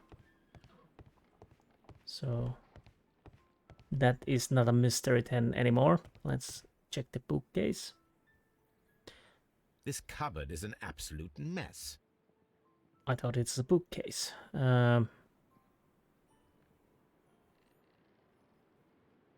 This cup. Wait, what am I supposed to do now? Several books have fallen from the shelves. It seems as though this cupboard can be moved. I'll give it a try. Give a jolly good notch. Bingo. So, that's the lock I must open tonight. Let me see. Let's open it right away. Ah.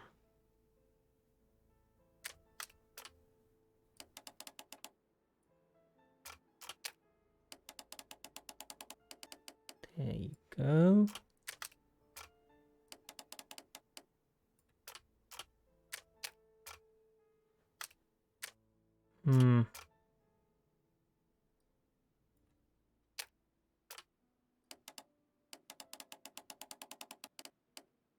No, that looks much better. So what now? We have quite...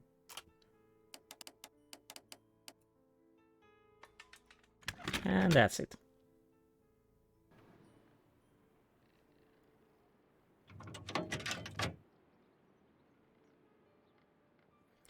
So let's open What a it. surprise. Another lock. And I won't be able to pick it. I recall that precious key around Foley's neck. It might prove a decent fit. I suppose they hired me to only open the first lock. Let us wait for the thieves, trap them, and find out. Let us check the thieves' possible escape routes in the event that they are caught off guard by the police from the front door. Set the traps of the Notting Hill Manor. Well, one is the trapdoor. Well, this door is a perfect means of escape in an emergency. Emergency, yes. And this should be useful. What am I? Do I? Okay. Stew. A solid rope. Always pick rope if you can. Well, we can't at the moment. Kitchen door. Block with chair then. The door is now blocked. Right. What's next? The ground floor window is a perfect way to escape the police. Unless we use copper to block it. This works very well. No one will escape through this window now. Now I'm feeling like Resident Evil 4 where you have to defend houses. So what else? Now let's check if there's something upstairs. Obviously windows, more windows. Although this window is high above the ground, it would be possible for one of the thieves to attempt to use it for their escape. Most likely, yes. And to be honest, if they're desperate, they will do it. What can we... There's a table. This should be useful.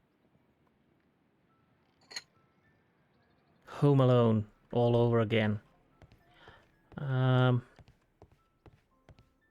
Anything else?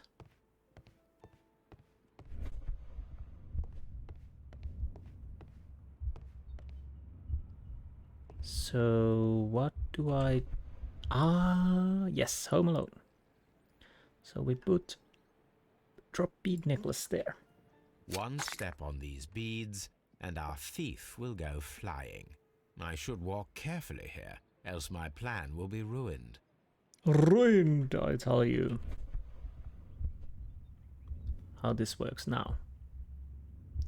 And he's dead. Any thief who finds his way upstairs will roll down very quickly. Very quickly, yes, indeed. So what now? We have blocked the window here. Oh, finally we can check the hatch. There is no ladder. If anyone falls here, he will need assistance to get out. Okay, that's good. Oh, but he can jump over if he sees it. This should be useful. Okay, now we can take the rope. Okay.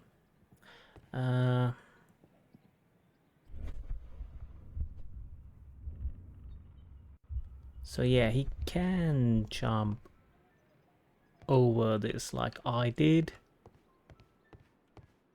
So we need something from here, I think. Chandelier. What do we do with the chandelier? I wonder what this old chandelier is doing on the...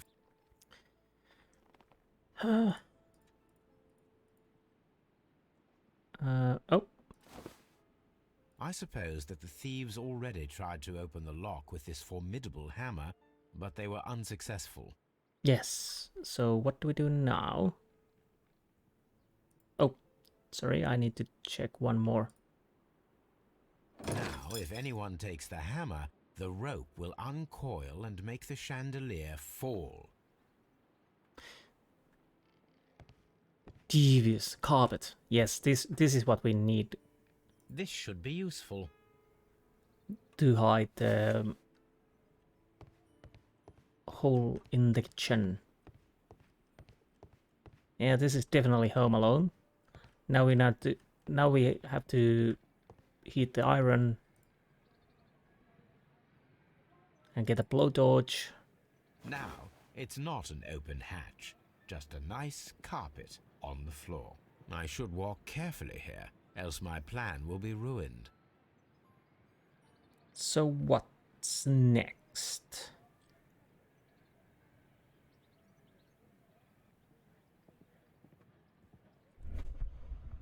Okay, he's running. If he runs through the dining room and takes a sledgehammer to force open the door, the chandelier will knock him down. Now, if a thief runs through the kitchen, he'll pay a surprise visit to the cellar. The traps for my circus companions are all prepared.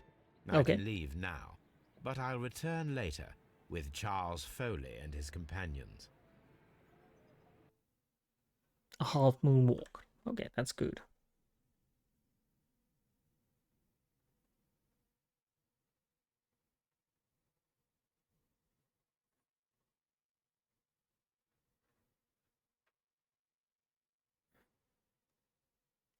Oh, yeah. Totally forgot. I need to press the button.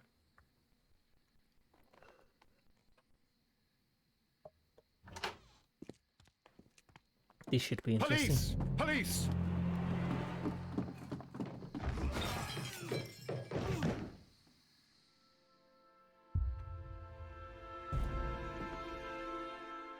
Stop where you are!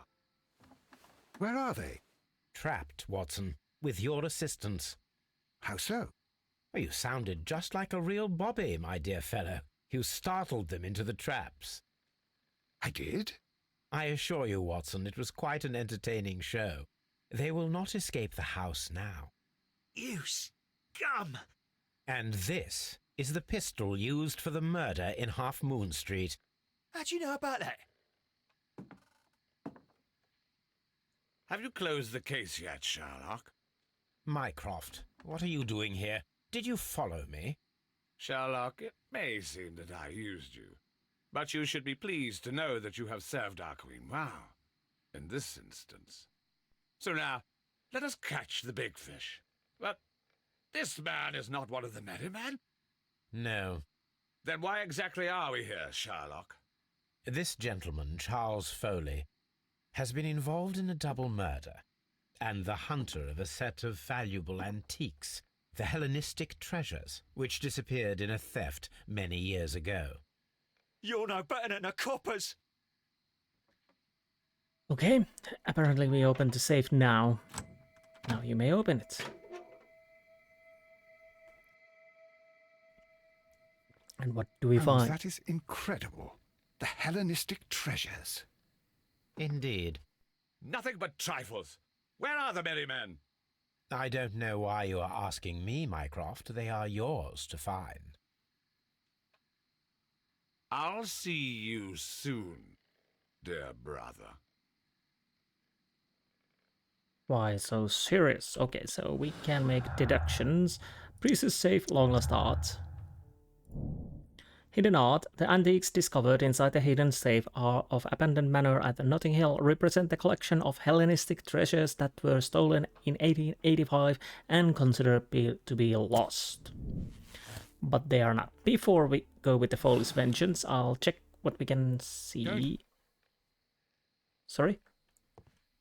You said something? Holmes, I had no doubt that you would catch the thieves. Oh, good. Good. You should know already. Nothing new in here.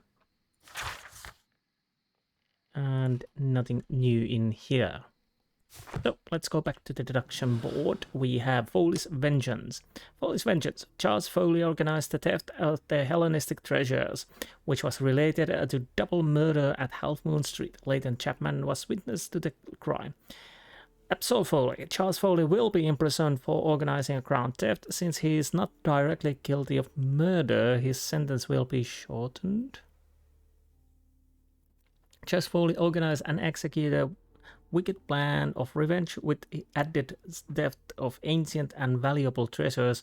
He deserves the rope.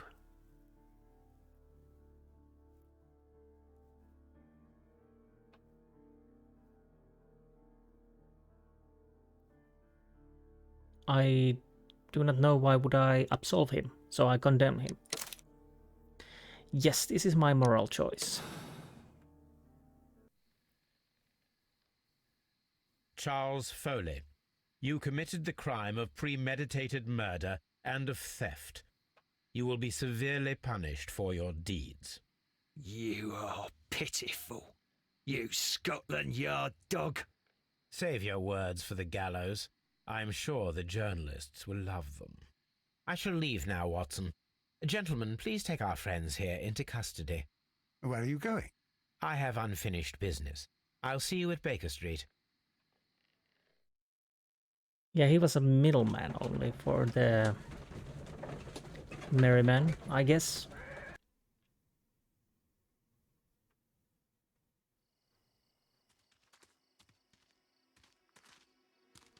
Be careful with the lamps. Don't bring them too close to the barrels.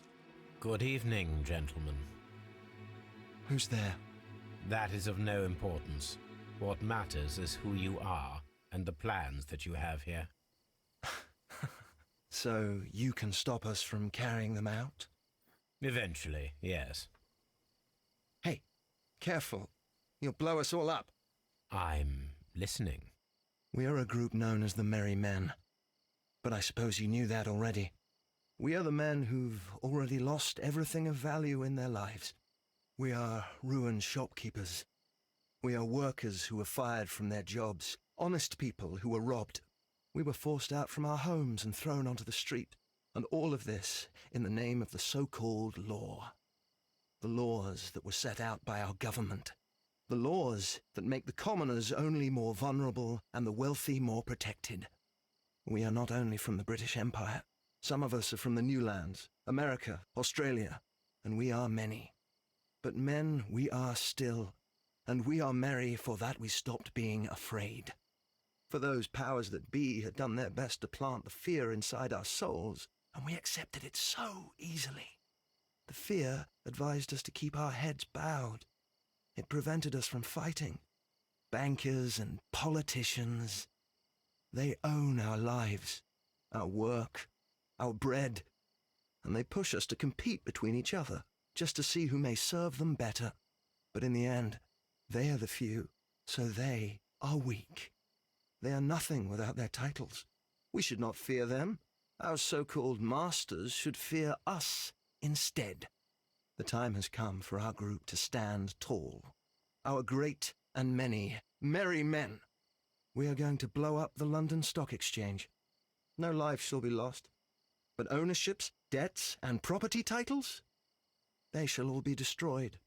They're only papers, after all. So many people will be freed over this night. That is a radical step to take.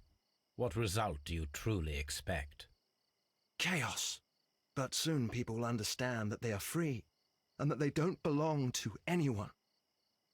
They will be able to work for themselves, together, without letting the rulers dictate what to do, and finally justice will arise.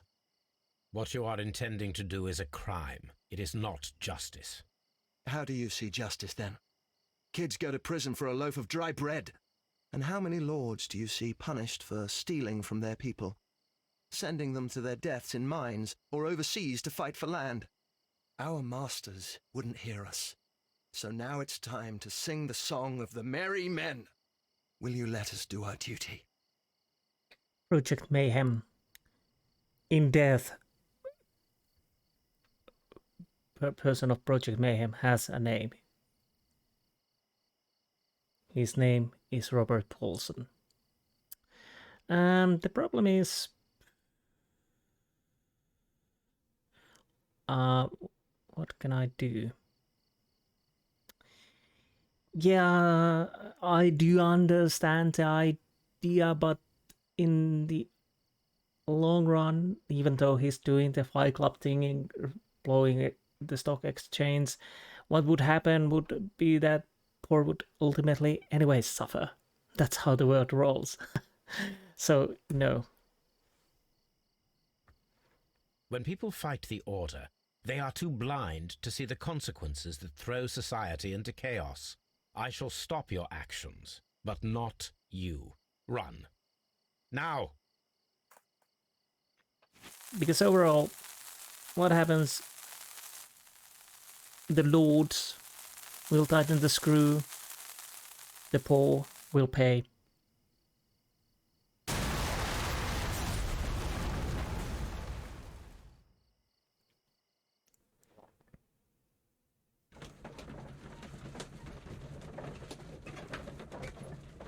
So what now? Let's see what we can do. Fortunately, I didn't have those ridiculous mustaches on that. So, you're interested in Russian literature now? Quite, lately. It is an interesting book. I remember a few lines.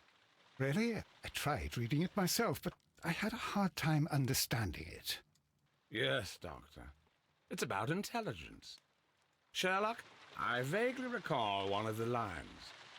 Sometimes it takes something more than intelligence to act intelligently.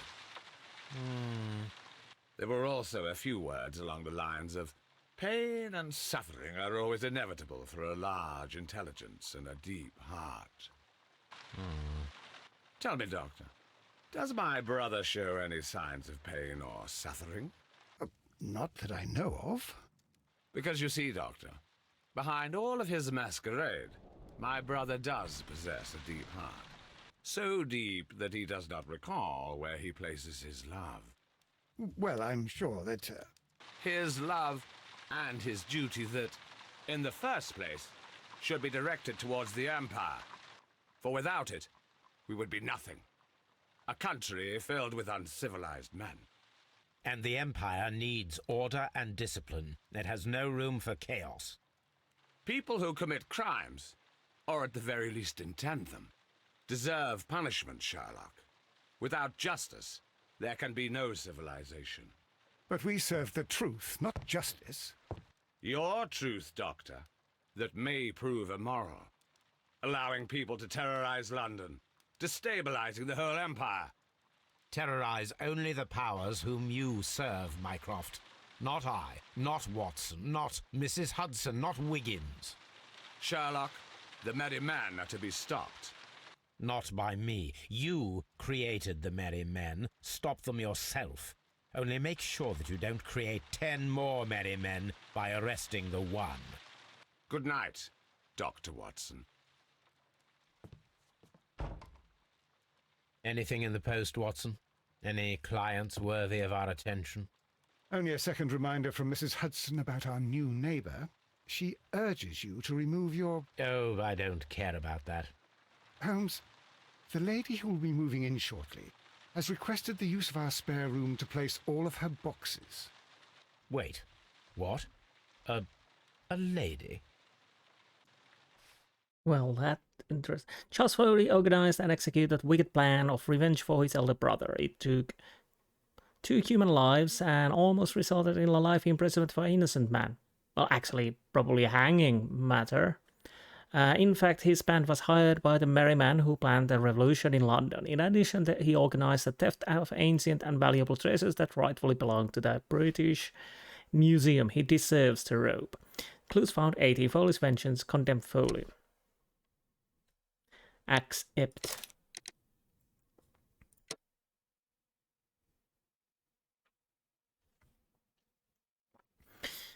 People solved the case 96. People made the same moral choice 82.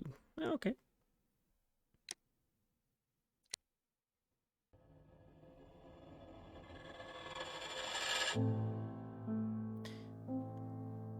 Are these end credits?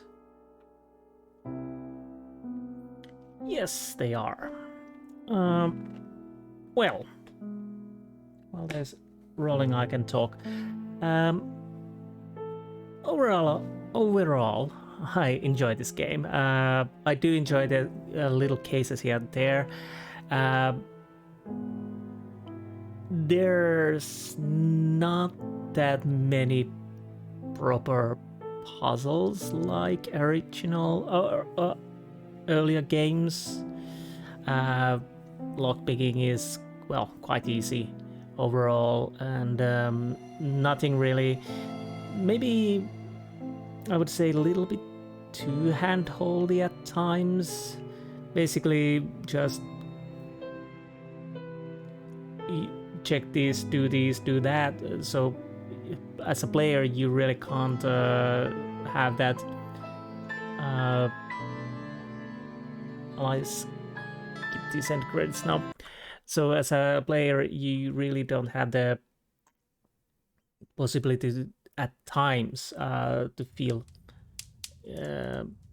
Oh,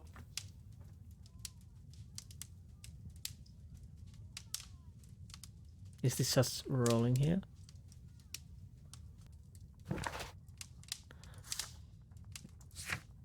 Do quite a lot. What is the what is the trophy? Merry Men. So basically, if I take the Baker Street, I can't move, and I guess I can't get the last letter. Not every person. The idea of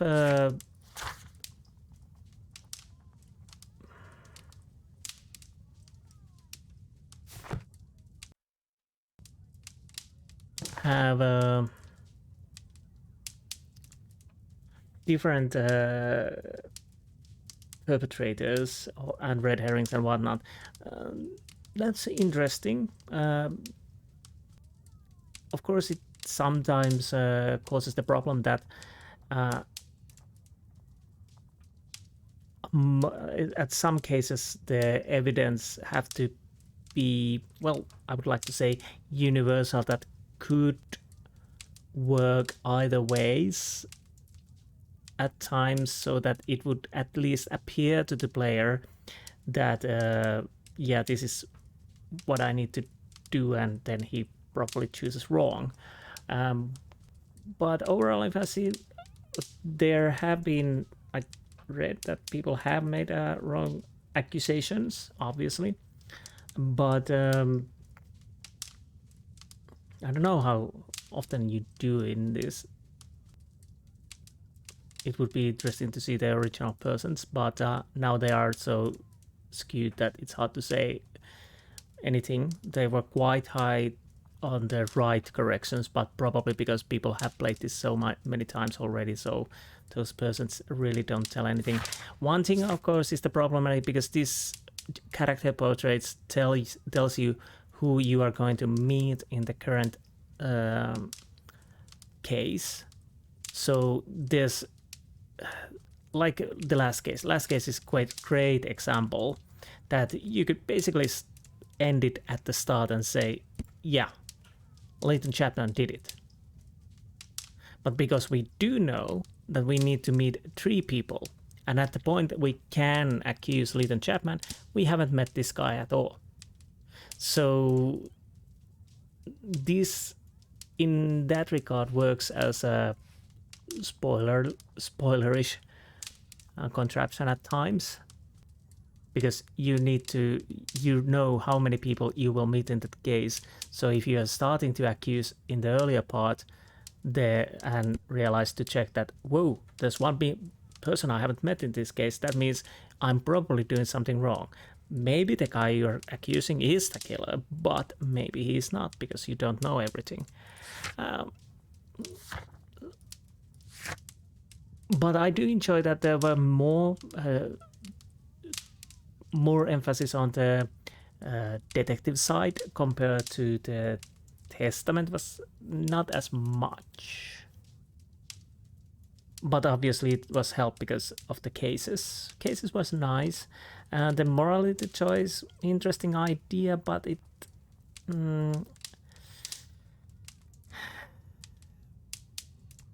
at the end of the day, it really doesn't matter at all. It's what you choose. Only thing I know is that if you want to have an achievement, you basically have to, if I remember correctly, I might be wrong, you have to do the same choice on every case when you have decided what you choose. So in that regards, if you want to have that achievement, obviously that ties your hands to one decision line. But yeah, overall I still enjoyed this. Can't remember how the Devil's Daughter, I think there are at least few cases there. I don't think it, I can't remember if it's one continuous or a few cases, but we will see, because that will be the next Sherlock Holmes games I will tackle, and that will be the last Sherlock Holmes games I'll tackle. Like I said, I don't have the chapter 1, and at the moment I probably don't buy it. I'll have to see because I just realized there's DLCs and whatnot, so I have to check what DLCs I want to have in it. And but yeah, I probably buy it sometimes. But after Devil's Daughter, I'll keep a break from the Sherlock Holmes. Like I said, probably I'm thinking Shadow of the Comet Cthulhu game. Then there's a few CD games I have to see if I can get them to work, and if I can get them to record.